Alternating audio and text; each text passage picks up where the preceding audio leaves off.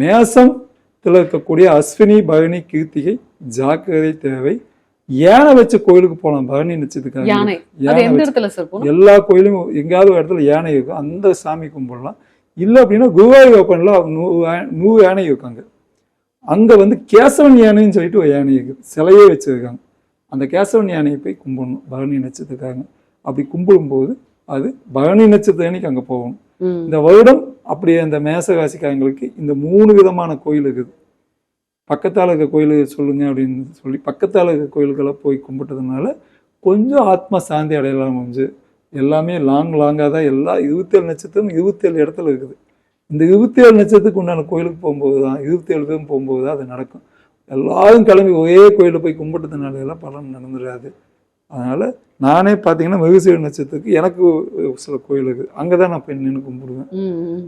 அதுதான் என்னோட பலன். ஒவ்வொருத்துக்கும் அப்படி பலன் இருக்குது. அதனால் அதே நீங்கள் ஃபாலோ பண்ணணும். இவங்களுக்கு இந்த வீடு இதெல்லாம் வந்துட்டு வாங்குறது விற்கிறதெல்லாம் எப்படி சார் இருக்கும் இந்த புது இதில்? இதுக்குள்ளே கஷ்டம். அதனால் வீடு வந்து ரொம்ப கஷ்டம்தான். வீடு விற்கக்கூடாது. விற்கலாம்னு நினச்சா கூட கம்மியான ரேட்டுக்கு வாங்குவாங்க. இல்லைன்னா கம்மியான ரேட்டுக்கு அடிமாட்டு ரேட்டுக்கு கேட்பாங்க. இப்போ கையெழுத்து போடுவதோ ஜாமீன் போடுவதோ கடன் வாங்குவதோ கூடாது. கடன்காரங்களா இருந்தாங்க கூட நீங்கள் ஒரு 2 வருஷம் டைம் கேட்டு நீங்கள் 2 வருஷம் கழிச்சு கொடுக்காம அது வரைக்கும் டிஸ்டர்ப் பண்ணாத அப்படின்னு சொல்லணும். இப்போ குழந்தை சார்ந்த விஷயம் சார், குழந்தைக்கு வந்து ரொம்ப தள்ளி போகும், இல்லை ஏமாற்றம் ஏற்படும்.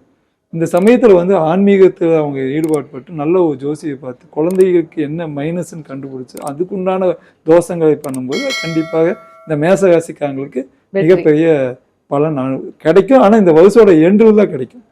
அப்போ அந்த ஜாதகத்தில் எப்போ கிடைக்கணும்னு ஒரு கணக்கு இருக்கும். அதனால பொது பலன்களை வச்சு நம்ம முடிவு பண்ணிட முடியாது.